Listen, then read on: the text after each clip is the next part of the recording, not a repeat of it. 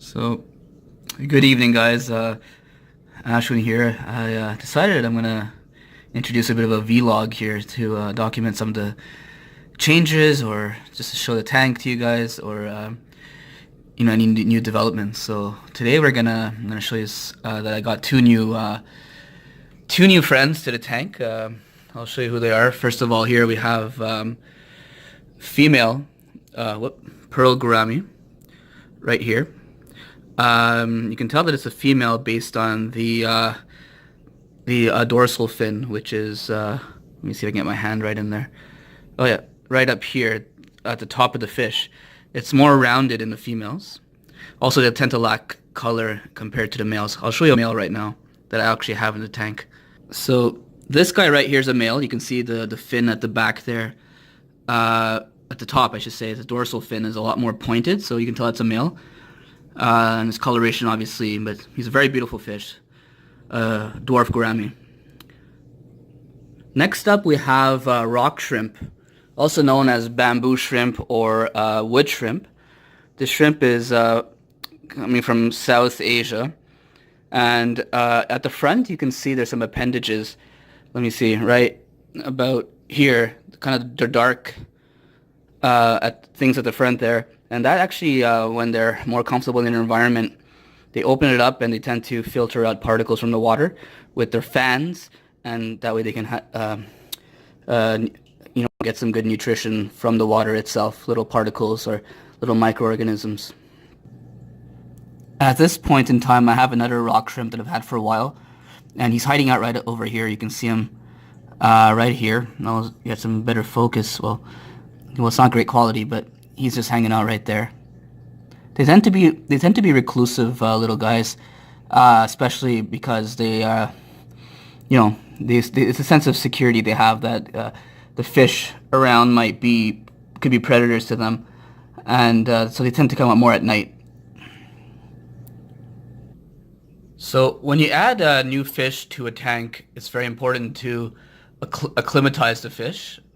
Same thing goes for shrimp or even snails for that matter, because the tank water at the store is different from what's in your tank at home, and there can be differences in temperature, pH, for example, and these things could be a shock to the fish and can affect their health, and sometimes if the shock is too great, they may not survive. Oh, he's in a hurry to get out. So what I'm gonna do is I'm gonna empty out some of the water from that bag because you want to have a little bit less, and then gradually over the next 30 minutes, I'm going to add some water from my tank little by little, a little bit every 10 minutes, just to, get him used to the new tank. So let's do it.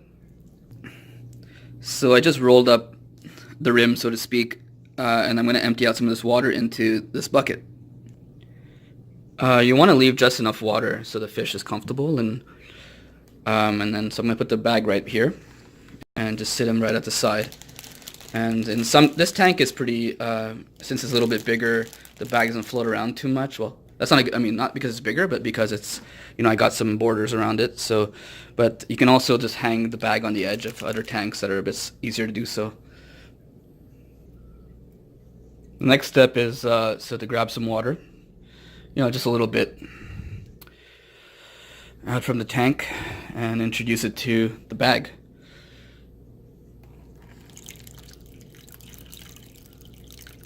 And I'll repeat the same thing for the gourami fish.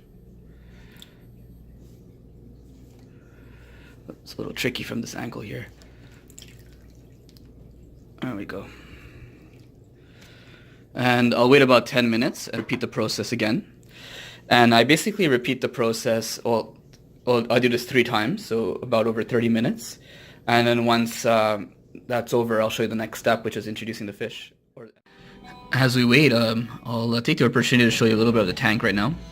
So basically, it's a 90-gallon tank, and it's an upgrade from my previous tank, which is 29-gallon, so 3 times the size. My 29-gallon right now, I don't really have anything in it, but I plan to convert it into an African cichlid tank. For those of you who actually saw the pictures of how I started tank up, you can see here that the first layer is the black gravel sorry, not gravel, black soil, aqua soil, right here, which forms the base layer. That contains a lot of nutrients, and the goal is that plants will root deep into the gravel, which is above it, down into that layer to get nutrients. Then an important thing that I was doing at the beginning, which took a lot of time to grow, is this here, which is called Hemianthus. Can't remember the second word, but it's a subtype or some variety called Monte Carlo, and it really grows these small, beautiful leaves that kind of grow together as a carpet. It's a beautiful carpeting plant, and initially I had to grow them. You put about a couple of centimeters, 2-3 centimeters, more like 2 centimeters, I should say, around between each, I guess, cluster of plants of this plant, and then over time it coalesces and becomes a carpet, basically. So we're at the side of the tank now, and another carpeting plant I put. This is actually the one I actually planted this before the Monte Carlo. This is called Marsilia hirsuta, and you can see how, like, when you grow it, it forms out horizontal stalks, and that way it kind of propagates around the tank. Very beautiful plant. And within it I planted Amazon swords, which are very beautiful long-leaved plants that, it's just a beauty when these guys grow out really nicely like that. So let's take a look at some of the fish. So this is a newer addition. This one here is a female cribensis. It's a type of cichlid from Africa. And the male is right in front there. Really beautiful fish. And they don't grow too long. The male there in the back, they grow to about 10 centimeters, so it's not too far from that. These guys right here are Harlequin rasbora. They're a schooling fish. They stay pretty small, about 2, maybe max 3 centimeters. Beautiful fish. Here we got a cow platy. I guess called a cow. Where'd he go? Due to the black spots on the white body. This one's pregnant, as you can see by the protruding belly. This one right here is a pearl gourami, really beautiful fish. This one's a male, as you can see by the dorsal fin, which is kind of elongated. It glistens in the light, very beautiful fish. We've got a neon tetra swimming through, but I want to show you this plant right here. It's a beautiful, robust plant. It's called Bucephalandra species, and you can see it's growing up a stalk with a white tip there. It's going to grow a flower, which has done on a previous occasion. Forget about Plato's cave. This is Pleco's cave. He's hiding in there. I don't know if we can see him. It's really dark, but that's where he tends to hide out. You can see his eye right there if you look. Oh, it's hard to see, but right in the middle you can see. There he is. There's Pleco. So these poor little guys are waiting, so let's do another addition of water. Alright, so we're back. We're done with the third addition of water, tank water, for the acclimatization of the fish, gourami, female gourami, and the fan shrimp or the wood shrimp. So I'm a little impatient, so it might be a few minutes before this last 10-minute portion's over, but it's important to follow it, obviously. Experts use another technique for acclimatization called the, if I remember well, the drip technique, although that one's a little more complex, and I find with the current technique I use, just adding water progressively over a half-hour period, it works well for me. But obviously there's even better methods out there, obviously, for experts, but I mean, regular folk can figure it out as well. So what we'll do now is we're going to collect the guys out of the bag, so hopefully you can get a good vantage point from here. So we'll start with the female gourami. So I have a net right here. I don't know if you can see it well. Not really. Oh, there it is.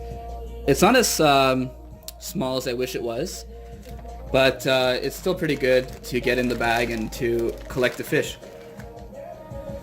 So here, I know you can't see very well, but I'm in there with the net, and fish is there in the net, and we kind of go up. Fish is out, and there we go, right in the water. So for this step here, I'll do it real quick so the fish is not suffering.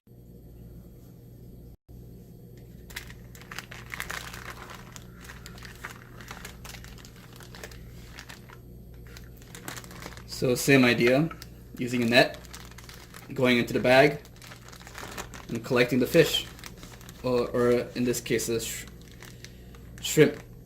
So got him in, make sure he's in, and scoop out.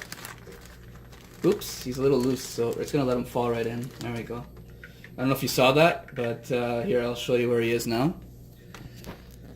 Let's see. Oh, there we go. He's right there. Well, it could be a she as well, but it's hard to tell. Oh, he's getting bugged by another fish, but he'll probably start hiding out soon. So to put a really unfunny and unoriginal spin at ending this video, you've been tanked.